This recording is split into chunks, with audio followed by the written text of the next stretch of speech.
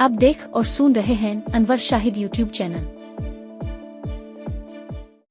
Pakistan steel क्या दोबारा चल पड़ेगा? कौमी इदारा क्यों तबाह हुआ? लोहे को फौलाद में तब्दील करने का काम स्टील मेकिंग प्लांट में होता था, जहां स्टील कन्वर्टर में पिघले हुए लोहे से ऑक्सीजन गुजारी जाती थी, जो इसके अंदर से कार्बन को खींचकर इसे कार्बन डाइऑक्साइड में तब्दील कर देती थी। ब्लास्ट फर्नेस से कुछ पिघला हुआ लोहा लैडल्स के जरिए फाउंड्री भेज दिया जाता था, जहां इसे ईंटों से मिलते जुलते सांचे में ढाला जाता है, लेकिन कहाँ पिग आयरन जाता है। इसकी वजह ये रिवायत बताई जाती है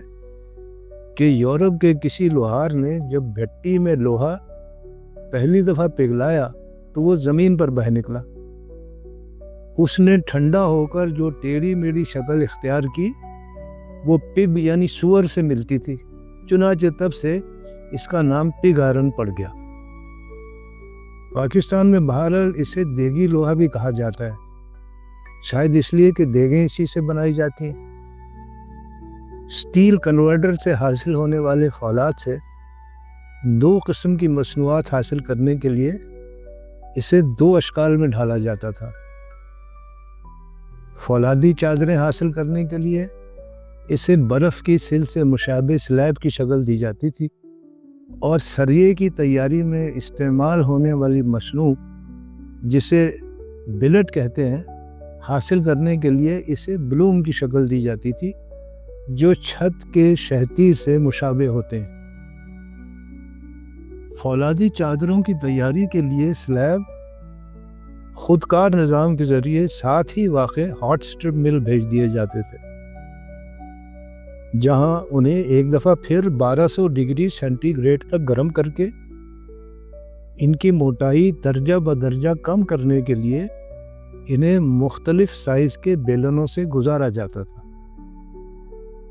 इस अमल से हासिल होने वाली लोहे की तवील चादर को मशीन के जरिए कॉइल की शक्ल में लपेट दिया जाता था। मोटी फौलादी चादरें सिलेंडर, वेल्डेड पाइप, गाड़ियों के फ्रेम और दीगर कई अशिया बनाने के काम आती। हॉट रोल में से कुछ कॉइल पतली चादरें हासिल करने के लिए कोल्ड रोलिंग मिल भेज दिए जाते थे, जहां इन्हें गर्म किए बगैर मुख्तलिफ साइज के बेलनों से गुजारकर इनकी मोटाई मजीद कम करके हासिल होने वाली चादरों को भी कॉइल्स की शक्ल में लपेट दिया जाता था, जो कोल्ड रोल्ड कॉइल्स कहलाते हैं। फौलाद की पतली चादरें fridge, washing machine, control panel वगैरह बनाने में काम आती हैं। गैल्वेनाइज शीट्स हासिल करने के लिए पतली चादरों के कुछ कॉइल गैल्वेनाइजेशन प्लांट भेज दिए जाते थे, जहां इन पर जिंक यानी जिस्ट की तह चढ़ाई जाती थी। गैल्वेनाइज शीट्स छतों के लिए इस्तेमाल होती हैं और केमिकल स्टोरेज यूनिट व दीगर कई अशिया बनाने के काम आती हैं। बिलेट्स की तैयारी के लिए ढाले जाने वाली ब्लूम खुदकार तरीके से करीब ही वाक़े बिलेट मिल पहुंच जाते थे, जहां इन्हें बेलनों से गुजारकर पतला किया जाता था और छत की कड़ियों से मुशाबे टुकड़ों की शक्ल दे दी जाती थी, जिसे बिलेट कहा जाता है, जो फ्रांसीसी जुबान का लफ्ज़ है और एक ज़माने में छत की कड़ी जैसे लकड़ी के टुकड़े के लिए इस्तेमाल किया जाता था। हमारे यहाँ क्योंकि ये एक नामानूस लफ्ज़ है, इसलिए तहरीर में लोग इसे अमूमन बुलेट पढ़ते हैं और इसका मतलब भी गोली ही समझते हुए क़यास करते हैं कि पाकिस्तान स्टील में शायद बंदूक की गोलियां बनाई जाती हैं। हालांकि ऐसी कोई बात नहीं। ब्लास्ट फर्नेस और स्टील कन्वर्टर के खोल अगरचे मोटे और मजबूत होते हैं, لیکن انہیں بلند درجہ حرارت کے اثرات سے محفوظ رکھنے کے لیے ان کے اندر ڈولومائٹ کی بنی ہوئی اینٹیں چنی جاتی ہیں جنہیں ریفریکٹریز کہتے ہیں۔ یہ اینٹیں کیونکہ مسلسل اور بڑی مقدار میں درکار ہوتی ہیں، اس لیے انہیں تیار کرنے والی فیکٹری بھی پاکستان سٹیل کے اندر ہی موجود تھی، جبکہ ڈولومائٹ سندھ میں جمپھیر کے مقام پر واقع کانوں سے حاصل کیا جاتا تھا۔ پاکستان سٹیل کی بڑی بڑی مشینوں کو چلتا رکھنے کے لیے بڑی مقدار میں بجلی درکار ہوتی تھی، جو پاکستان سٹیل کے اپنے بجلی گھر سے حاصل کی جاتی تھی، جس کے 3 ٹربائن 165 میگا واٹ بجلی پیدا کرتے تھے، جو سٹیل ٹاؤن کو بھی فراہم کی جاتی تھی۔ مشینوں کو، جن میں بلاس فرنس اور سٹیل کنورٹر بھی شامل تھے، ٹھنڈا رکھنے کے لیے 1 کروڑ گیلن فی گھنٹہ پانی درکار ہوتا تھا، جو بڑے بڑے پائپوں کے ذریعے ان کے ارد گرد گردش کرتا رہتا تھا۔ یہ پانی سمندر سے حاصل کیا جاتا تھا، جو پاکستان سٹیل کا واٹر پمپنگ ڈپارٹمنٹ بڑے بڑے خودکار پمپوں کے ذریعے فراہم کیا کرتا تھا۔ لاکھوں ٹن خام لوہا، کوئلہ و دیگر معدنیات بندرگاہ سے کارخانوں تک لے کر آنے اور پھر انہیں مختلف کارخانوں میں استعمال کے لیے حسب ضرورت تیار کر کے فراہم کرنے کے لیے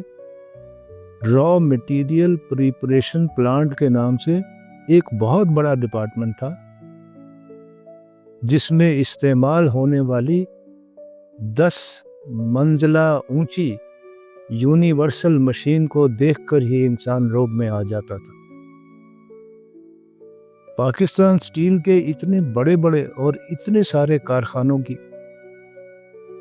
جن میں سے بہت سوں کا ذکر طوالت سے بچنے کے لیے شامل بھی نہیں کیا جا سکا،